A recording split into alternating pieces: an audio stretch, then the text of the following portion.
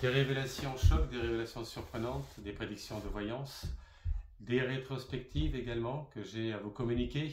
À savoir, en rétrospection, j'avais évoqué sur l'affaire Émile.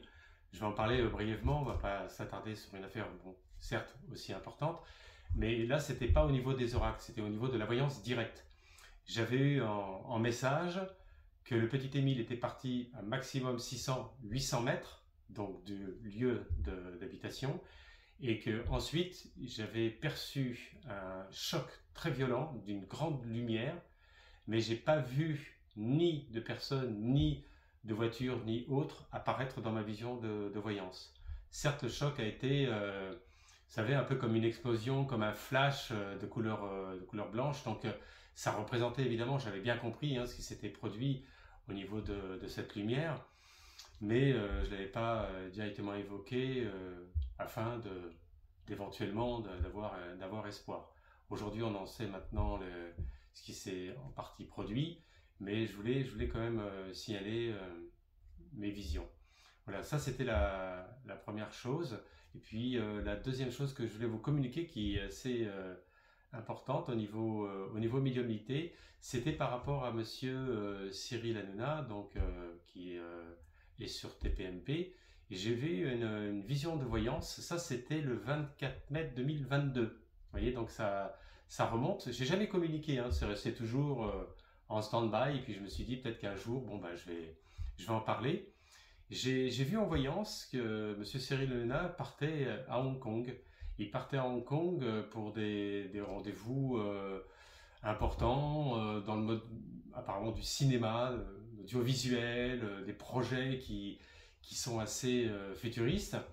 Et je me suis posé la question, au vu de ce qui se produit actuellement, si son projet futur n'aura pas justement un lien par rapport à des technologies de Hong Kong ou par rapport si vous voulez, un projet qui existe peut-être déjà là-bas et qui est un peu reproduit en France.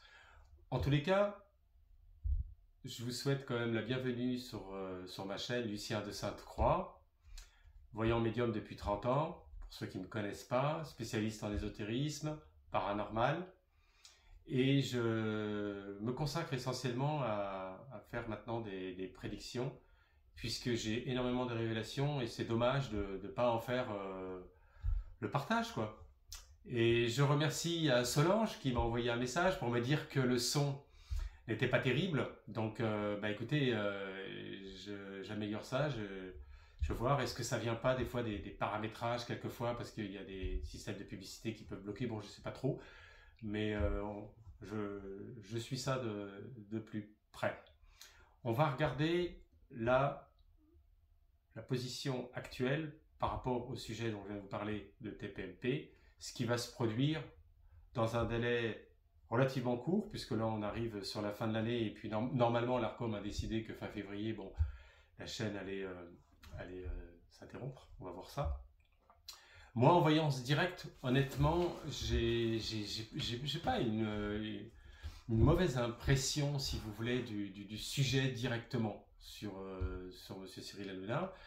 J'ai un basculement avec un concept différent, c'est vrai, ça ressort, mais depuis longtemps, depuis les dernières. S'il m'avait invité sur le plateau, j'en aurais parlé déjà depuis au moins un an et demi. Mais bon, c'est pas grave, l'objectif c'est d'avancer, il va y avoir un concept qui va être différent et qui va lui permettre de continuer voilà, dans sa lancée. Moi, j'aime pas trop, si vous voulez, aussi tout l'aspect des critiques qu'il y a de part et d'autre. Bah écoutez, pour moi, c'est un homme qui a apporté quelque chose d'important au niveau de la société, même s'il est critiqué, même si vous pouvez ne pas l'aimer. Moi, je le connais pas personnellement, donc je peux pas dire que je l'aime personnellement, mais je trouve que c'est quelqu'un qui a réussi à apporter des sujets quand même qui sont révélateurs pour la société et qui, certes, font partie un petit peu aussi de l'actualité, mais qui sont développés par des chroniqueurs et bon, ça permet de pouvoir aussi se détendre et puis voilà, de passer aussi des bons moments. Donc, bon, c'est pas la peine d'envoyer des commentaires en voyant le fracassage, quoi. Voilà, c'est pas mon délire, c'est pas mon truc. On regarde ça en voyance, la position de TPMP dans un délai relativement court. Voilà, donc vous voyez, ce qui se produit, c'est là je vous montre vraiment en détail, hein, précisément la justice. Vous voyez, on le sait, mais en même temps, vous voyez, les oracles parlent, hein, c'est assez révélateur. La justice, c'est quoi? C'est l'action en cours de l'Arcom qui le poursuit et qui l'amène effectivement à une éventuelle fermeture, hein, carrément de la chaîne. Voilà. Et puis là, vous avez derrière le personnage, donc qu'on voit bien. Donc c'est vrai que ça lui porte à cœur, hein. Je vois bien que bon, il est quand même un peu perturbé, un peu déstabilisé par rapport à cette situation. Et c'est un peu quand même le nerf de guerre, quoi, que cet Arcom, quoi. Bon. Donc là, honnêtement, déjà dans la coupe, là, ça m'étonnerait que l'Arcom revienne en arrière. Là, j'ai quand même... j'espère me tromper en tous les cas, mais j'ai toujours bien dit, hein, dès le début que c'était pas la fin pour lui, hein. Ça peut être la fin de quelque chose pour un renouveau, vous voyez, il ne faut pas non plus voir l'obscurité. Donc, sur le choc, vraiment, pour moi, ça va être là, très rapidement, hein. Donc là, on avance, on est octobre, entre maximum novembre-décembre, là, on va être fixé, hein. Donc sur TPMP, Cyril Hanouna, est-ce que sa chaîne va fermer? Cyril Hanouna, est-ce que sa chaîne va fermer? Voilà, donc en force en présence, on a les indécisions. Vous voyez, il y a des histoires de vengeance, il y a des histoires de jalousie autour de lui. On voit bien qu'il est... c'est pas le fait qu'il ne soit pas compétent, que l'émission ne fonctionne pas, mais on voit qu'il y a quand même une cabale, hein. Et derrière, bing, ça ressort. Hop, encore une fois le personnage, vous voyez. Donc là, c'est quoi l'ermite concrètement? C'est un personnage qui a un âge avancé et qui avance pour se réfugier en état de méditation pour rebondir.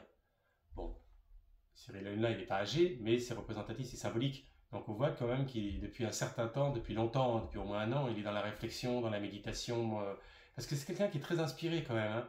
Il a beaucoup de... j'aime pas dire ressenti parce que c'est pas tout à fait le mot, mais il a un côté visionnaire, c'est ça. Ensuite, on a effectivement, donc... oui, donc là, on voit que la papesse, il a une femme de conseil autour de lui, il y a quelqu'un qui est proche, bon, ça peut être aussi sentimental, mais bon, on va pas rentrer là-dedans, mais en tous les cas, qui le stabilise, qui le tempère, qui le ramène aussi un peu à... Parce que c'est quelqu'un d'assez nerveux quand même, hein, intérieurement, hein. Il n'y a pas qu'intérieurement, il y a aussi extérieurement, des fois ça envoie, mais bon, c'est sa personnalité, on peut pas changer. Donc on voit qu'il a une femme de conseil autour de lui qui le tempère. Et là, à la fin, vous voyez, ça continue encore dans les problèmes, hein. Donc ça veut dire que, bon, je suppose évidemment qu'il a des avocats, qu'il a des défenses juridiques, on le voit bien en force en présente, il y a la justice, mais moi dans le déroulement du story, là, si vous voulez, je le sens pas trop quand même, hein. Voilà, ça, ce qui est, pour moi, pour passer après à autre chose, pour moi, ce qui va se produire, c'est qu'il va rebondir sur un autre projet, sur autre chose, qui est un autre concept qui va être différent et qui va lui permettre de pouvoir continuer quand même à la télévision. Moi, je ne veux pas disparaître de la télévision comme ça.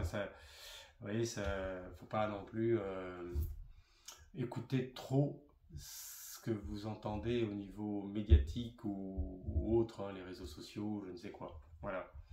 Donc déjà, ça c'est la partie. Mais on y reviendra de toute façon au fur et à mesure, vous verrez ce que je vous dis, hein. Donc pour faire le récapitulatif, il y a quand même une femme de bons conseils autour de lui qui le tempère, qui le ramène aussi un peu à la sagesse. Et puis il y a des coups bas autour de lui, il y a la justice, il y a le jugement, il y a tout ça qui ressort. Donc ça va être un peu difficile pour s'en sortir avec l'Arcom. Ouais, ça c'est... Voilà, donc ça c'est déjà la première chose. Je voulais vous parler aussi de mon ouvrage, L'appel de l'ange. L'appel de l'ange, succès et regret d'un médium. Ce sont des récits qui datent depuis 90 à 2018-2019. J'ai réuni les meilleurs récits sur le domaine paranormal. Vous avez les anges gardiens, vous avez sur les ovnis, la bilocation, le système de dédoublement, sur la voyance, la médiumnité, sur la relation aussi avec la clientèle, ce que les clientes et les clients peuvent apporter aussi au médium d'une façon positive, des échanges extraordinaires.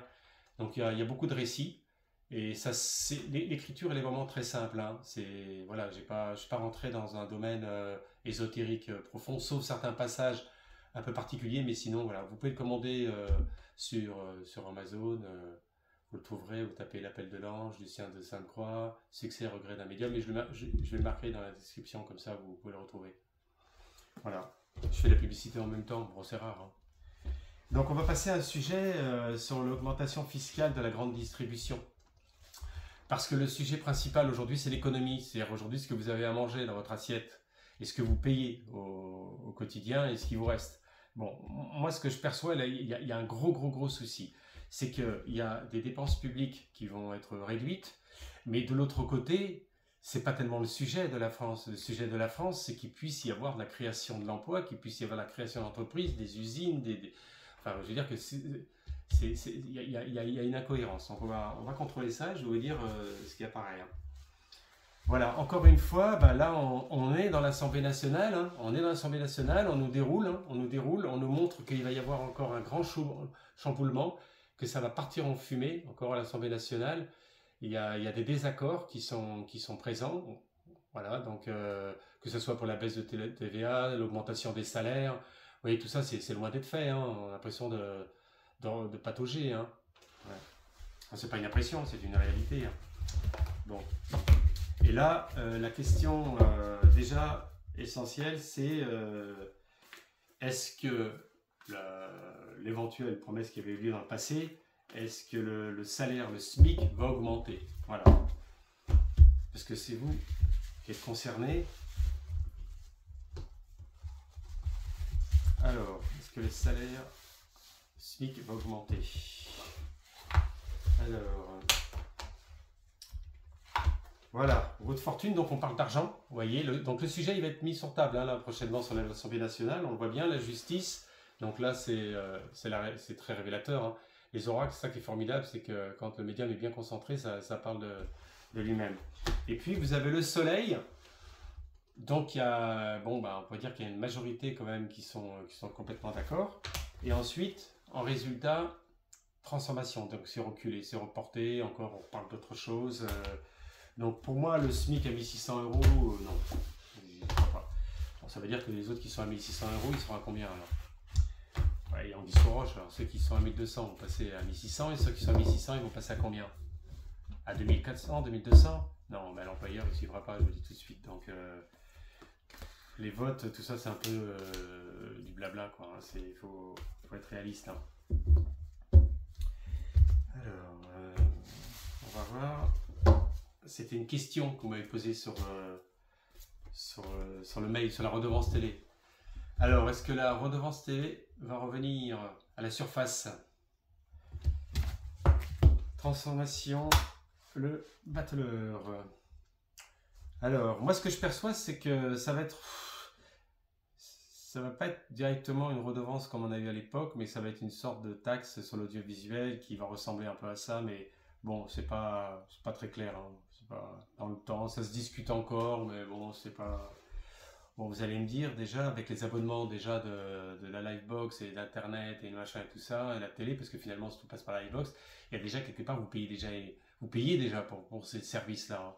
Donc pour moi c'est pour ça que les oracles sont flous, c'est qu'on dit non, on dit oui, mais d'une certaine manière vous payez, quoi. Donc c'est là-dessus il n'y a pas trop de révélations.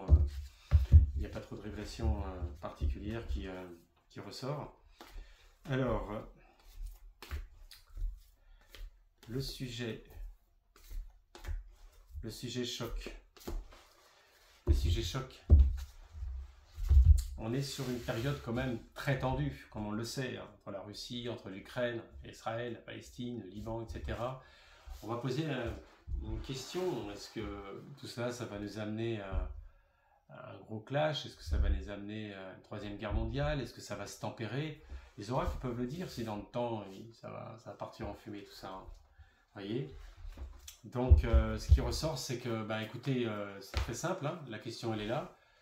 Voyez, donc ça c'est la situation sociale, psychologique, émotionnelle des peuples. C'est généralisé. Donc on voit que c'est pas top, quoi. Puis après derrière c'est le blocage, quoi. Donc vous voyez, c'est pas prêt de se résoudre tout ça. Hein. C'est pas prêt de se résoudre. Donc on voit que ça va continuer. Hein. Ça va continuer et c'est pas... Il y a qu'entre la Russie et l'Ukraine que moi je perçois qu'il va y avoir un accord. Je perçois qu'à un moment donné, il va y avoir un accord qui va se réaliser et qui va permettre de pouvoir... voilà, donc on voit à un moment donné le changement, il y a des indécisions quand même encore politiques, il y a encore la pression encore pour que l'Ukraine puisse continuer. Bon, c'est malheureux parce que le peuple souffre de tout cela et puis on n'avance pas, quoi. Donc là, c'est pas bon. Ça va continuer encore quelques temps. Moi, pour moi, on en a encore... Moi, je dirais que, je vais vous dire, je vais poser la question concrètement. Hein. À peu près le temps réel avant d'obtenir la paix.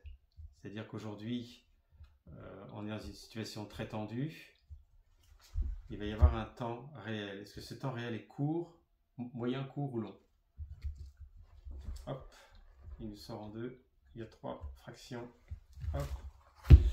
Ah, très intéressant. Vous voyez, il y a l'intervention, ce qu'on appelle le pape, c'est un peu, si vous voulez, l'aspect, pas que religieux, mais un peu, pas que du miracle non plus, mais l'aspect aussi de la sagesse. C'est qu'à un moment donné, pour moi, il va y avoir un peu la relation de paix qui va se mettre en route.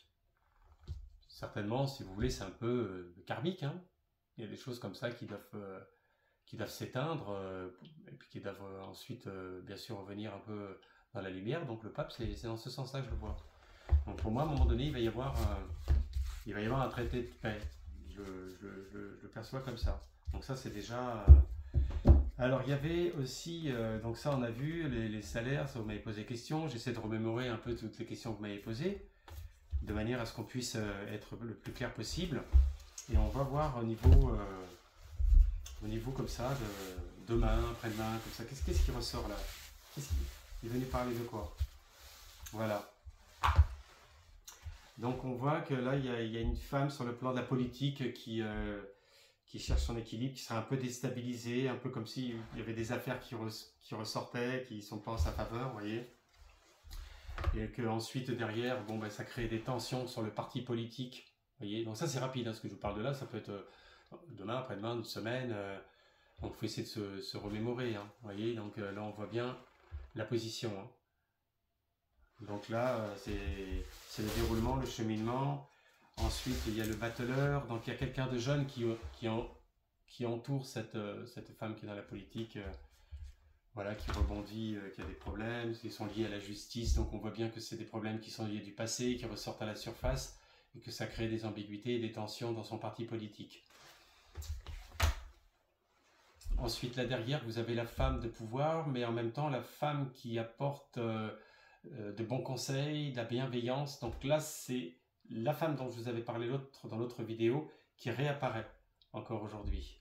Donc oui, ben, il y a quelque chose de bienveillant, mais en même temps, bon, c'est pas médiatisé. Pour l'instant, ça ne se sait pas. Donc on n'est pas encore dans le truc. Donc c'est bien. Donc déjà là, ce qui va, vous voyez, bon, c'est assez parlant, hein, déjà. Bon, il y a une femme qui va avoir des problèmes, qui est entourée d'un jeune parti politique, il y a une affaire qui monte à la surface, qui va déstabiliser le parti.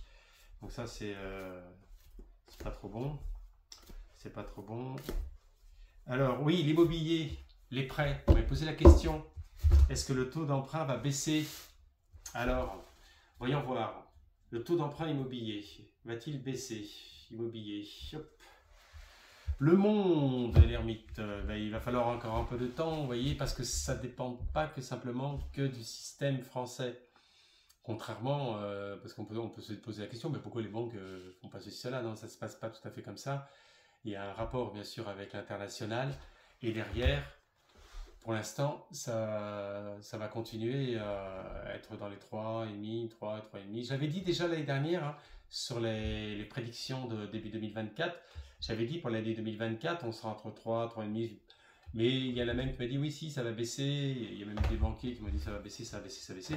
Ça n'a rien baissé du tout. Hein. Moi, je fais plus confiance Parce que je vois dans ma voyance et dans les oracles que des fois des analystes financiers, tout ça, qui se sont trompés. Hein. Alors,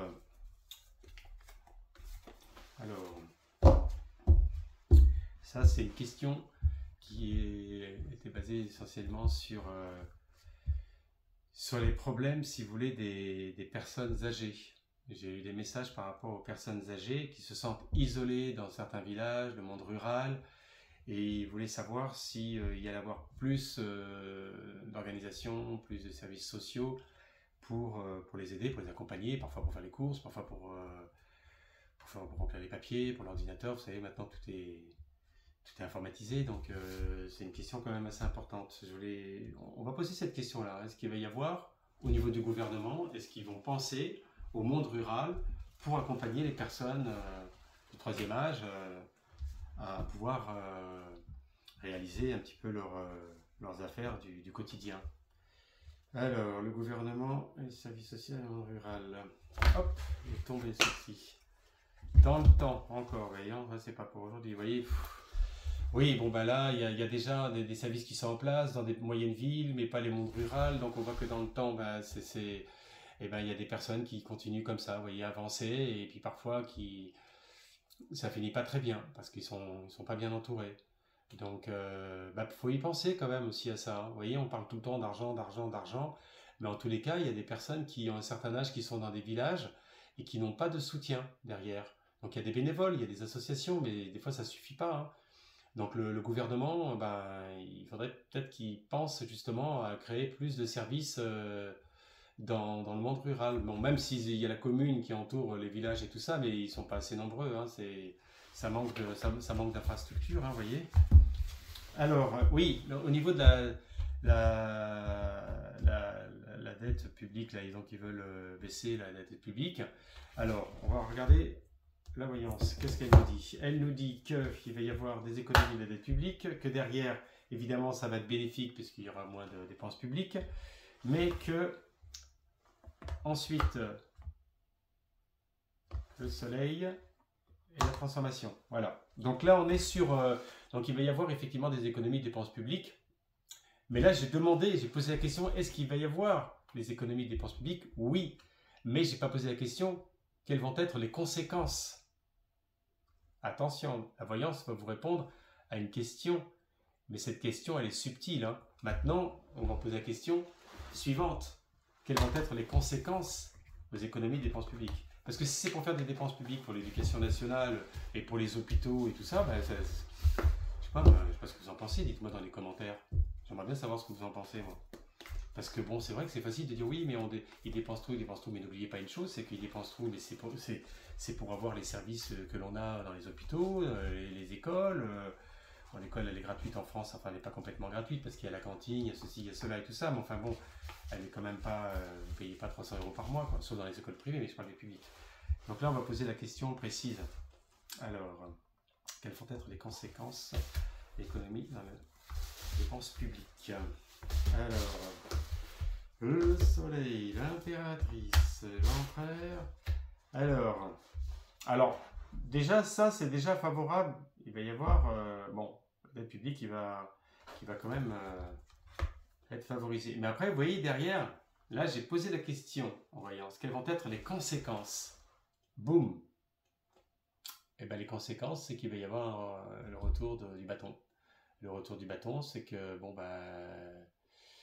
si vous avez moins de services, même au niveau administratif, on a besoin des gens dans l'administration, on a besoin de tout un tas de personnes. Donc, les conséquences vont pas être favorables.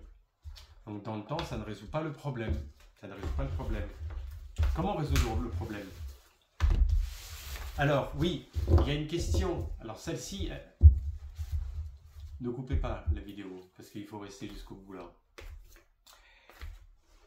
Une question qui est subtile. Il y a beaucoup de personnes qui m'ont dit, écoutez Lucien, moi j'ai envie de partir à l'étranger, j'ai envie de tenter ma chance, j'ai envie d'aller vivre au Canada, j'ai envie d'aller en Australie, pourquoi pas, je veux dire, si vous êtes jeune ou autre, hein, vous avez envie de vivre une expérience, il n'y a aucun souci, il n'y a pas de problème. Sachez une chose, c'est que on va regarder dans la voyance qui ressort de partir à l'étranger.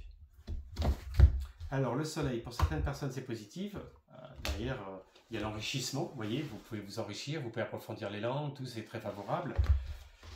Et ensuite, derrière, il y a la réalisation. Donc, quand on parle de l'impératrice, c'est sous une forme de force. C'est-à-dire, vous avez le glaive, vous avez cette polarité. Vous savez, quand il y a un changement comme ça de pays, un changement de vie, il y a une polarité qui va s'ajouter. Donc là, c'est une polarité féminine qui est constructive. Vous voyez?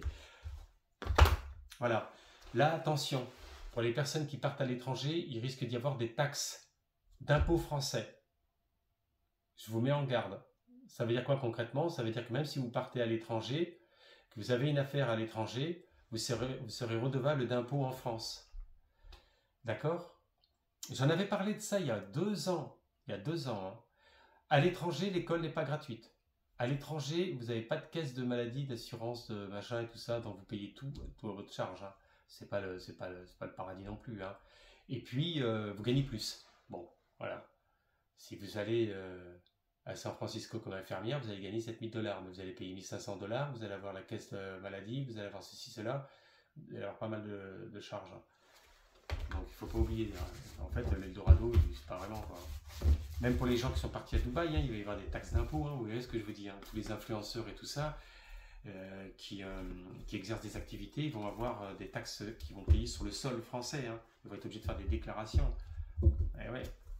Donc voilà, donc ça c'est déjà important. Et puis, écoutez, moi, pour l'instant, je veux dire, j'ai pas d'autre chose dans l'immédiat à vous dire, ne serait-ce que au mieux d'essayer de prendre soin de votre santé, d'essayer d'être visionnaire, essayer voyez, d'anticiper un peu les choses. Il faut essayer d'anticiper un peu aujourd'hui, de manière à, voilà, je comprends, hein, si vous n'êtes pas bien dans votre travail, je le comprends. On en parlera. J'ai beaucoup de choses importantes à vous dire par rapport à ça. Il y a toujours des plans B dans la vie. Mais, encore est-il qu'il faut savoir, évidemment, parfois être un peu accompagné, un peu dirigé, orienté, pour sentir un peu le filon. Et pour en terminer, ne mélangez pas le ressenti, l'intuition et la voyance. Parce que ça, c'est un petit peu à la mode. Vous voyez, ce ressenti, ces intuitions. Non, la voyance, c'est pas du ressenti. Hein. Le ressenti, c'est, si vous voulez, bon, d'un seul coup, vous êtes dans une situation, vous ressentez un certain mal-être, mais des fois, ça peut être beaucoup psycho-émotionnel. Ça peut être un ressenti que vous êtes déstabilisé parce que vous avez peur, je sais pas, parce que vous êtes en haut d'une montagne, vous ressentez que vous n'êtes pas bien, que ça va mal se passer, mais ça, c'est vous. Et l'intuition, c'est pareil. L'intuition, on peut avoir une intuition qui est liée aussi par rapport à des choses que l'on a vécues. Donc, on peut avoir comme une espèce de mémoire qui ressort, la mémoire de l'âme qui ressort, et on peut avoir cette intuition qui peut tromper. Alors que la voyance, elle, non. La voyance, on travaille sur une multidimensionnalité, donc on travaille dans une polarité de temps. Donc, on se projette dans un temps, court, moyen ou long terme. Voilà, c'est ce que j'avais à vous dire. Mais écoutez, si vous désirez me consulter, je vais marquer mes coordonnées dans la description, ou vous pouvez envoyer un mail également, j'ai envoyé ça dans la description. Les commentaires, n'hésitez pas, s'il y a des choses qui vous plaisent, ben vous le dites, si ça ne vous plaît pas, vous le dites également. Et puis si vous avez envie de suggérer un thème, ou plusieurs thèmes, ou autres, moi je peux les préparer, les aborder à votre gré, à votre guise. Voilà, ben écoutez, je vous souhaite à toutes et à tous une bonne fin de soirée.